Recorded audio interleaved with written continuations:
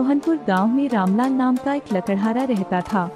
वो अपनी जीविका चलाने के लिए गांव के पास के ही जंगल से रोज लकड़ियां चुनता और उन्हें बेचकर कुछ पैसे कमा लेता था। इसी तरह उसका गुजारा चल रहा था। कुछ दिनों के बाद रामलाल की शादी हो गई। उसकी पत्नी बड़ी खर्चीली थी, इसलिए अब उतनी लकड़ियों को बेचकर घर चलाना मुश्किल हो गया था। ऊपर से रामलाल की पत्नी कभी नए कपड़े खरीदने के लिए तो कभी किसी दूसरी चीजों के लिए रामलाल से बार बार पैसे मांगती थी। अगर पैसे न मिले तो रूठ जाती। रामलाल अपनी पत्नी से बहुत प्यार करता था, इसलिए उसकी नाराजगी वो बर्दाश्त नहीं कर पाता था। रामलाल ने ठान लिया कि वो अब ज्यादा लकड़ियाँ इकट्ठा करके बेचेगा ताकि उसकी पत्नी को रोज रोज पैसों की कमी न हो। पत्नी की इच्छा पूरी करने के लिए आज रामलाल घने जंगल तक चला गया और बहुत सारी लकड़ियाँ चुनकर बाजार में बेच दी। ज्यादा लकड़ियों के ज्यादा पैसे मिले तो खुश होकर रामलाल ने सारे पैसे अपनी पत्नी को दे दिए। अब रोज रामलाल ऐसा ही करने लगा। देखते ही देखते उसके मन में लालच इतना बढ़ गया कि उसने धीरे धीरे पेड़ काटना भी शुरू कर दिया। पेड़ काटने से और ज्यादा लकड़ियां हो जाती थी और उसे अधिक दाम मिलने लगे। लकड़हारा हर हफ्ते एक पेड़ काटता और लकड़ियां बेचकर मिलने वाले पैसों से अपनी पत्नी के शौक पूरे करता। अब पैसे ज्यादा आ रहे थे तो घर भी अच्छे से चल रहा था। धीरे धीरे रामलाल ने पैसों को जुए में लगाना शुरू कर दिया। जुआ खेलने की लत ऐसी लगी कि रामलाल एक मोटी रकम इसमें हार गया। अब इस रकम को चुकाने के लिए रामलाल ने एक दो मोटे मोटे पेड़ काटने का फैसला लिया। जैसे ही रामलाल ने जंगल में जाकर अपनी कुल्हाड़ी को एक बड़े से पेड़ पर चलाने की कोशिश की तो उस पर पेड़ की टहनी ने हमला कर दिया। रामलाल चौंक गया, फिर उसे पेड़ की एक टहनी ने लपेट लिया। रामलाल कुछ समझ नहीं पाया कि यह सब क्या हो रहा है। तभी पेड़ से आवाज आई, मूर्ख, तू अपने लालच के चक्कर में मुझे काट रहा है। तू सारे पैसे जुए में लुटा देता है। तुझे पता है कि पेड़ कितने कीमती होते हैं। हमारे अंदर भी जान बसती है और हम तुम इंसानों को जीने के लिए हवा, धूप में छाया और भूख को शांत करने के लिए फल देते हैं, लेकिन तू अपने स्वार्थ के लिए हमें ही काट रहा है। पेड़ ने कहा, आज तो रुक, यही कुल्हाड़ी मैं अब तेरे ऊपर चलाऊंगी।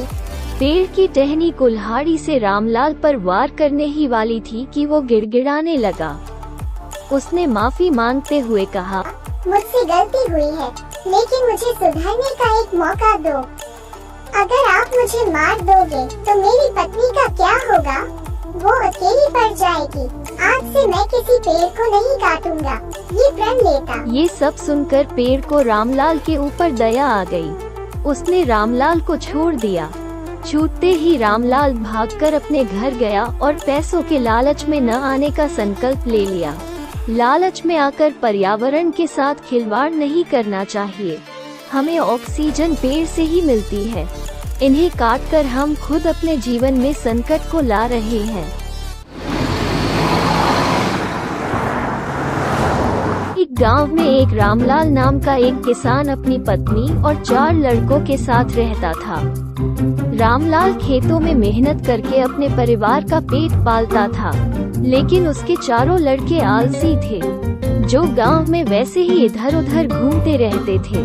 एक दिन रामलाल ने अपनी पत्नी से कहा कि अभी तो मैं खेतों में काम कर रहा हूँ, लेकिन मेरे बाद इन लड़कों का क्या होगा? इन्होंने तो कभी मेहनत भी नहीं करी। रामलाल की पत्नी ने कहा कि धीरे धीरे ये भी काम करने लगेंगे। समय बीतता गया और रामलाल के लड़के कोई काम नहीं करते थे। एक बार रामलाल बहुत बीमार पड़ गया। रामलाल को चिंता थी कि उसके जाने के बाद उसके बेटों का क्या होगा। उसने अपनी पत्नी को कहा कि वो चारों लड़कों को बुला कर लाए। उसकी पत्नी चारों लड़कों को बुला कर लाई। रामलाल ने कहा, लगता है कि अब मैं ज्यादा दिनों तक जिंदा नहीं रहूंगा। इसलिए उसने कहा, बेटो, मैंने अपने जीवन में जो भी कुछ कमाया है वो खजाना अपने खेतों के नीचे दबा रखा है। मेरे बाद तुम उसमें से खजाना निकालकर आपस में बांट लेना। ये बात सुनकर चारों लड़के खुश हो गए। कुछ समय बाद रामलाल की मृत्यु हो गई। रामलाल की मृत्यु के कुछ दिनों बाद उसके लड़के खेत में दबा खजाना निकालने गए। उन्होंने सुबह से लेकर शाम तक सारा खेत खोद दिया, लेकिन उनको कोई भी खजाना नजर नहीं आया। लड़के घर आकर अपनी माँ से बोले, माँ, पिताजी ने हमसे झूठ बोला था, उस खेत में हमें कोई खजाना नहीं मिला।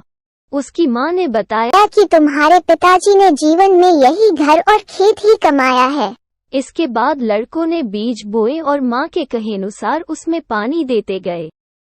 कुछ समय बाद फसल पककर तैयार हो गई, जिसको बेचकर लड़कों को अच्छा मुनाफा हुआ, जिसे लेकर वो अपनी माँ के पास पहुँचे।